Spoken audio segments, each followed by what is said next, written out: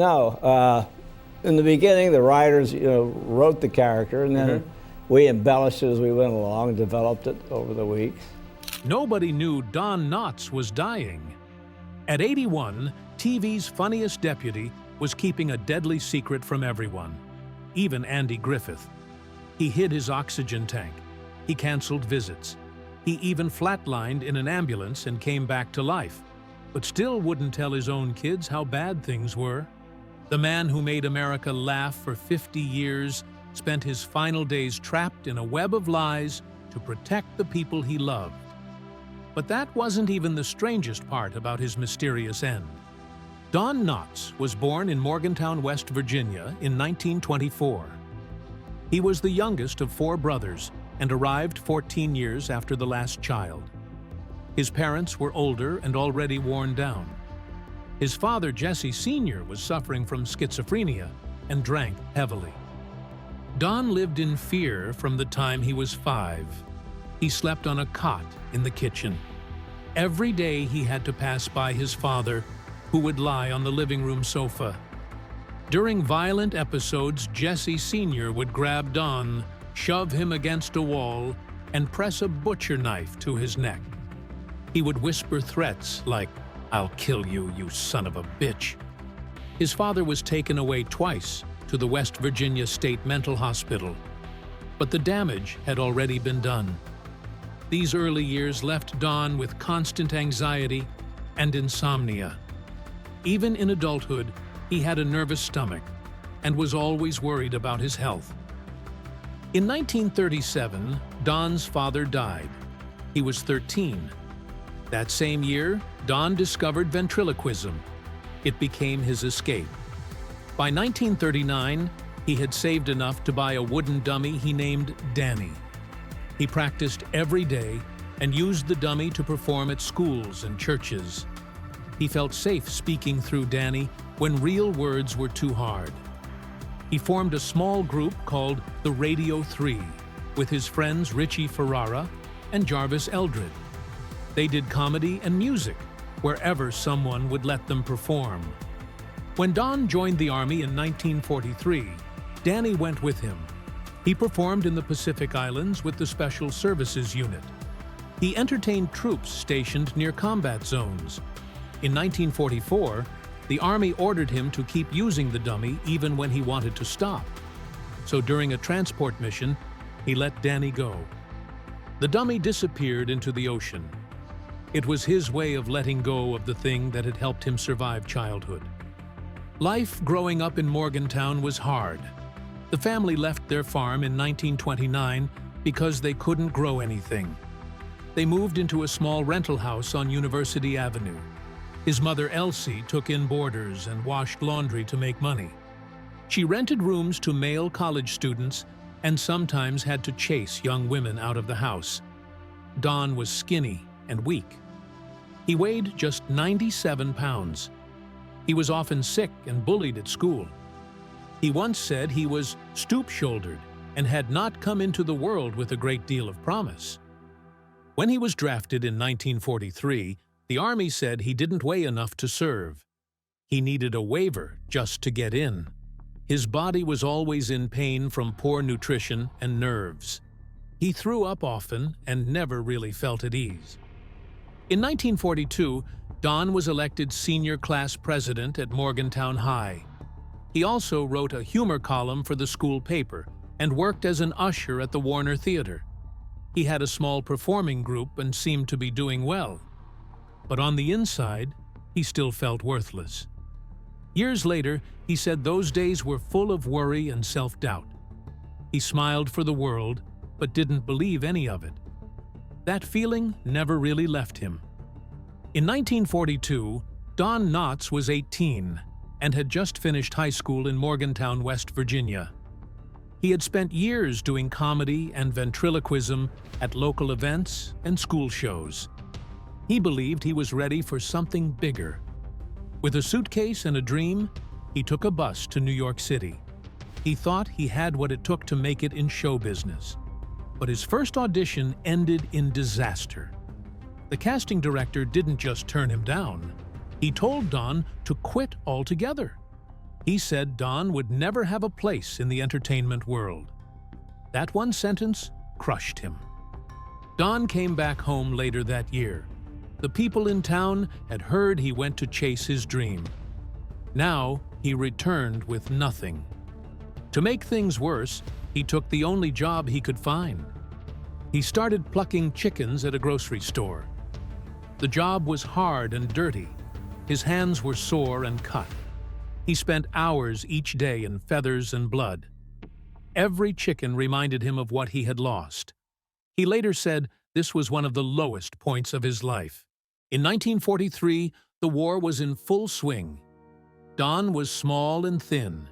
He stood at 5'6" and weighed only 110 pounds.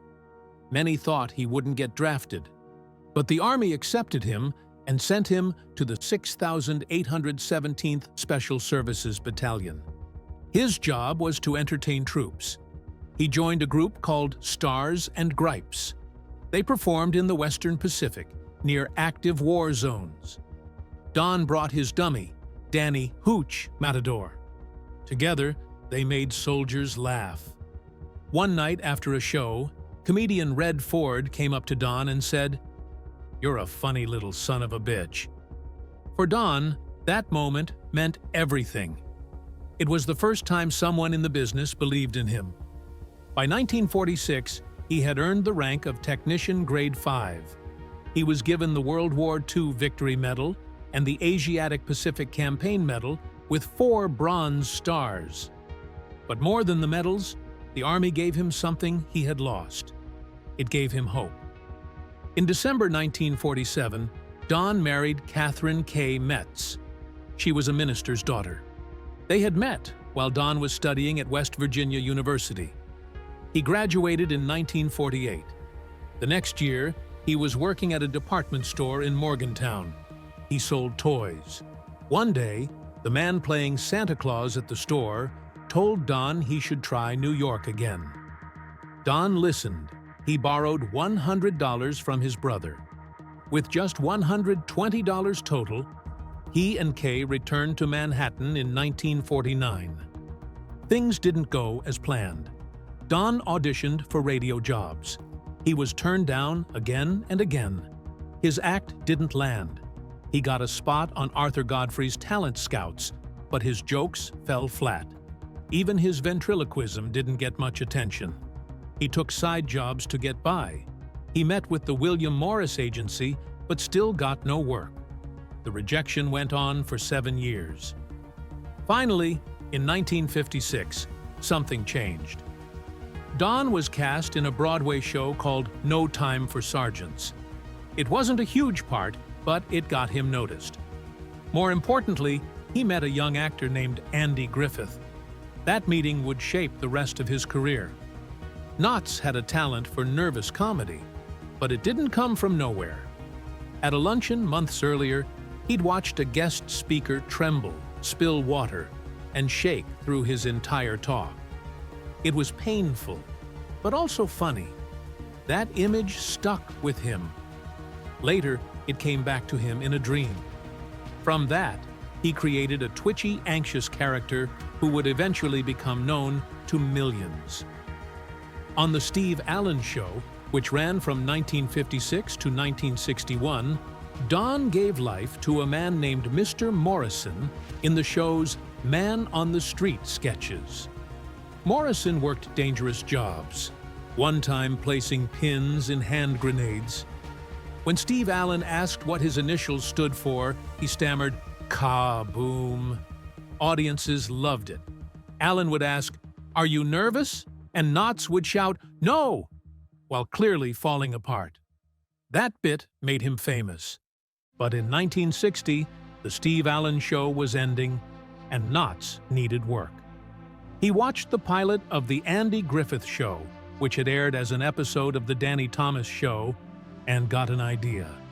He picked up the phone and called Andy. He told him, "A small-town sheriff probably needs a deputy." That one line changed everything. Griffith agreed and told him to call the producer, Sheldon Leonard. That one phone call didn't just give Knotts a job, It helped define the heart of the entire show. Originally, Griffith was supposed to be the comic. Knotts would play the straight man, just like they had done on stage. But after filming just one episode, Griffith had second thoughts. He realized that the show would be stronger if he played it straight and let Don take the laughs. "That made all the difference," Griffith said later. He toned down his accent and stepped back, giving Don space to shine. This choice turned the show into a classic and made Barney Fife one of the most iconic characters in TV history. Knotts built Barney Fife with care. He gave him a high voice, a stiff walk, and a strange kind of swagger. He wasn't just nervous, he was childlike. "He showed his emotions like a child," Knotts said. Barney exaggerated everything. He kept one bullet in his shirt pocket, not in the gun, because he had accidentally fired his weapon too many times, often into the ceiling. He thought of himself as a hero, but he was always wrong. "You could say there's 3 reasons why there's so little crime in Mayberry," Barney once said. "There's Andy, and there's me, and baby makes 3. That line captured all of Barney's misplaced confidence. Between 1961 and 1967, Don Knotts won 5 Emmy Awards for playing Barney Fife. He won 3 in a row from 1961 to 1963, then won again in 1966 and 1967. He beat some of Hollywood's biggest stars, including George C. Scott and Robert Redford. At first, he was never meant to be the funny one, but once that changed, he became the heart of the show. But while America laughed, Don Knotts was suffering in silence. His marriage to Catherine Metz, his college sweetheart from West Virginia University, was falling apart. They had married in 1947 at her father's church. By the time he won his 3rd Emmy in 1964, their 17-year marriage was over. They had 2 children, Thomas and Karen. Karen later said her mother had convinced Don to go to therapy back in the 1950s. She saw the pain behind the comedy long before anyone else did. Don battled more than just marital problems. He struggled with chronic insomnia, often staying up all night before filming. He worried constantly about his health. His depression would come in waves, dragging him down for days. In the 1950s, doctors gave him anti-anxiety medication. He became addicted. Karen recalled that her father's moods were unpredictable and that he would sometimes fall into a loop of negative thoughts he couldn't escape. One night, he accidentally took too many sleeping pills. That scare, and an ultimatum from his 3rd wife, finally pushed him to confront his addiction. Therapy was never easy for him. He had been raised by a deeply religious father who suffered from schizophrenia and alcoholism. Don's childhood was filled with fear and guilt. During one session in the 1950s, he screamed, "Fuck you, God," trying to shake off the weight of that past. That breakthrough marked the start of a long road to healing. He later found a psychiatrist in California and kept seeing him for the rest of his life. His daughter said it took time, but he did manage to work through the trauma. Even after all the fame, he still struggled with who he really was. He had built a career on playing fragile men, but in real life, he had reached heights that few ever do. He was loved by millions, yet he often felt like he didn't deserve it. Andy Griffith once said Don was the funniest man he'd ever known, even funnier in private than on screen. When asked about the difference between himself and Barney Fife, Don replied, "Barney was not a happy man. I am, and I love it." But that wasn't always true. Sometimes he still felt like a failure. Sometimes the man who made the whole country laugh was just trying to make peace with himself. In late 1964, Don Knotts thought the Andy Griffith Show was coming to an end. He had spent 5 seasons playing Barney Fife and believed it was time to move on. During this period, Universal Studios president Lew Wasserman reached out. Wasserman had seen Knotts in The Incredible Mr. Limpet, which came out earlier that year. He believed Knotts had real potential as a movie star. He offered him a 5-film deal with full creative control. Knotts would be allowed to choose his own projects and writers.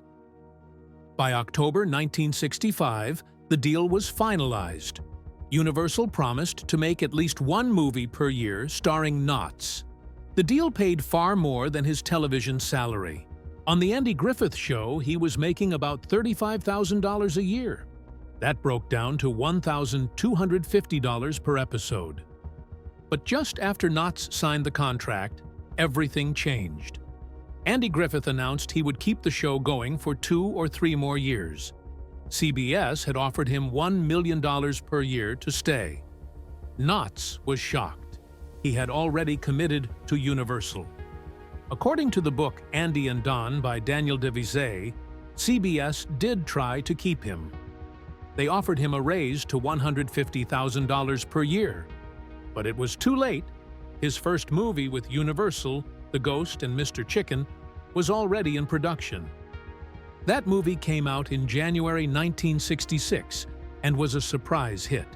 It cost $670,000 to make and ended up as one of Universal's top films that year.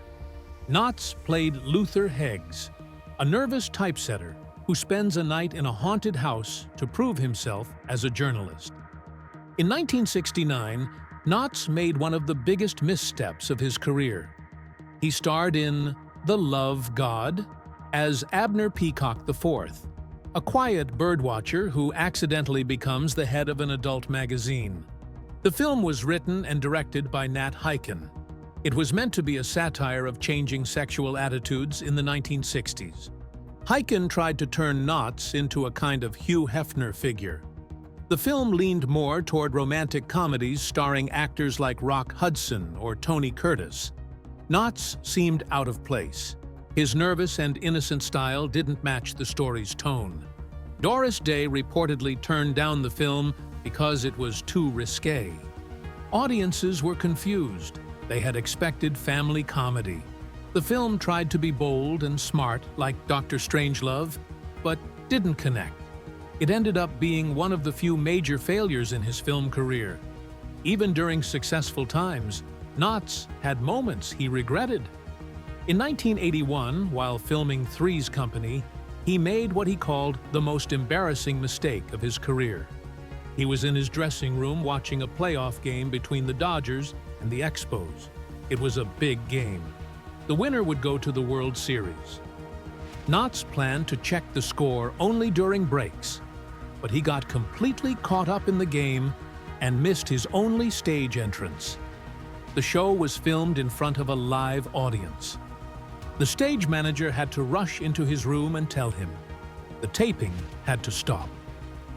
Knotts wrote in his memoir, "Barney Fife and other characters I have known that he had never missed a cue before."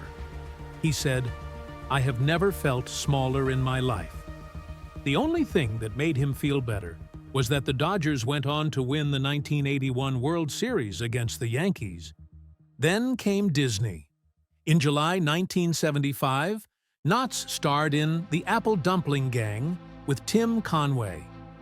The movie was based on a novel by Jack Bickham and directed by Norman Tokar. It was set in 1879 California. Knotts played Theodore Ogilvy, and Conway played Amos Tucker. They were 2 clumsy outlaws known as the Hash Knife Outfit. They teamed up with a gambler played by Bill Bixby, who becomes the guardian of 3 orphans who discover gold.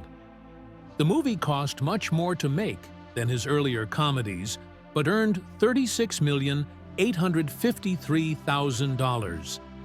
That made it one of Disney's most successful live-action films of the decade. Roger Ebert praised the film for its cast.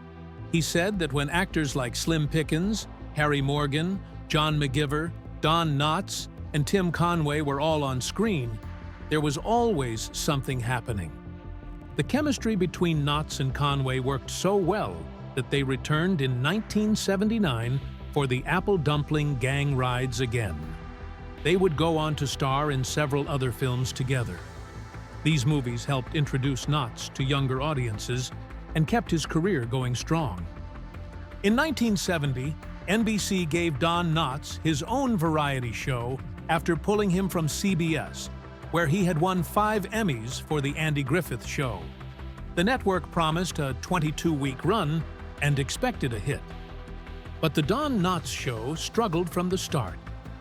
Even with guests like Andy Griffith and Florence Henderson, it couldn't compete with big shows like The Mod Squad and The Carol Burnett Show. Midway through the season, producers brought in new writers, Gary Berghoff and Bob Sweeney, who had directed Knotts before. Nothing helped. Actress Elaine Joyce, who turned down a role on The Carol Burnett Show to join him, later said Don suffered every week. Ratings stayed low. After the cancellation, he flew to Hawaii and spent a week in bed, too devastated to move. 9 years later, his career came back. In 1979, he joined Three's Company as Ralph Furley, the new landlord. The original landlords had left for a spin-off, and Knotts stepped in. At first, the cast was nervous. John Ritter said they were scared to work with someone so famous. But Knotts won everyone over. He wore wild suits, loud shirts, and colorful ascots. He played Ralph as awkward and overly confident, always chasing romance, but never quite getting there. When Suzanne Summers left the show in 1981, writers gave her lines to Knotts. His role became even bigger, and viewers loved him. Then came a health scare. At 57, Knotts was diagnosed with macular degeneration. It blurred his vision and made it hard to read, drive, or recognize faces. His first thought was panic. He feared his career was over. The doctor told him he could keep working, but it would take more effort. Depression followed. But one day, he told himself that a blind person would give anything to have the vision he still had. That thought gave him strength. He visited the Braille Institute in Los Angeles, where he saw people adapting to life without sight. Their courage helped him keep going. But the stress affected his marriage. He had married Laura Lee Chuchna in 1974. After the diagnosis, he went into crisis mode. Laura Lee said he started chasing everything he thought he might lose. His depression grew worse, and they grew apart. They divorced in 1983. She later said his fear of going blind was the final breaking point. Eventually, Knotts had surgery that saved his sight. Before that, he couldn't read scripts or drive. Afterward, he got back to swimming and acting. In 1998, he appeared in Pleasantville as a mysterious TV repairman, helping 2 teens enter a 1950s world. It was a perfect role for someone who had lived through television's golden age and found a second chance. In 2000, he received a star on the Hollywood Walk of Fame. It was placed at 7083 Hollywood Boulevard. Andy Griffith was there for the ceremony, along with John Ritter, Louis Nye, and Gary Owens. Knotts was 75 and still going strong. In his later years, with failing eyesight, he turned to voice work. In 2002, he voiced a character in the video game Scooby-Doo, Night of 100 Frights. In 2003, he teamed up with Tim Conway for Hermie and Friends, which lasted until his death. In 2005, at age 81, he voiced Mayor Turkey Lurkey in Disney's Chicken Little. Animator Dick Zondag studied hours of Knotts' performances to capture his nervous charm. His final role came in 2006, voicing a dog named Sniffer in Air Buddies, fitting for a man whose career began as a nervous deputy. Don found love again in 2002 when he married Frances Yarborough. They had met in 1987 on the set of What a Country. She had helped him learn lines. Despite their age gap, She called him a kindred spirit. They acted together in a 1994 play and stayed close until the end. Don Knotts spent his life making people laugh, but in the final years of his life, behind the scenes, he was quietly fighting for every breath. At 80, he was diagnosed with pulmonary fibrosis, a disease that slowly destroys lung function. A short time later, doctors gave him another devastating blow. He had lung cancer. This came more than 10 years after he had quit smoking. The damage had already been done. Back in his early career, smoking was common in Hollywood. It was part of the culture. By the time the risks became clear, it was too late for many, including him. Even as the disease progressed, Don kept working. In 2005, when he was clearly struggling to breathe, he still lent his voice to Mayor Turkey Lurkey in Disney's Chicken Little. He also made appearances on That 70s Show in Las Vegas. That same year, just before Christmas, he had dinner with his longtime friend Andy Griffith. Don's breathing was so labored that Griffith noticed right away, but he didn't say anything that night. Instead, he later called Don's wife Francie and told her something was wrong. Don had already made a decision. He was going to keep his illness a secret. Only a few people knew, including Francie and a handful of close friends. He didn't even tell Andy. He knew that if the news leaked, he might stop getting work. A sick actor, especially at his age, wouldn't get cast. He was still trying to protect his career. That's why he turned down a Christmas visit from Andy, telling him it wasn't a good time. The truth was, he was embarrassed about needing oxygen. He didn't want anyone to see him like that. He also didn't want his children to know how serious things were. He kept the worst of it from them, even when chemotherapy started and the disease got worse. He was convinced he would beat it. He had always carried hope. And he didn't want to be remembered as someone who gave up. His daughter Karen would later say he had been through so much already. An abusive father, a traumatic childhood, and alcoholic brothers. But he had always come through. He wanted to do it one more time. But in February 2006, things took a turn. On the 24th, Don went into cardiac arrest in the ambulance while being rushed to UCLA Medical Center. His heart had stopped. Paramedics revived him on the way to the hospital. Doctors later told his family what had happened. Andy Griffith, who was there at the hospital, remembered hearing the doctor tell Francie that Don had flatlined in the ambulance but had been brought back. That emergency moment gave Don's loved ones a little more time with him. Time they would remember for the rest of their lives. Even then, in those last hours, Don never stopped being funny. Karen said that while sitting at his bedside, her father made her laugh so hard she had to leave the room.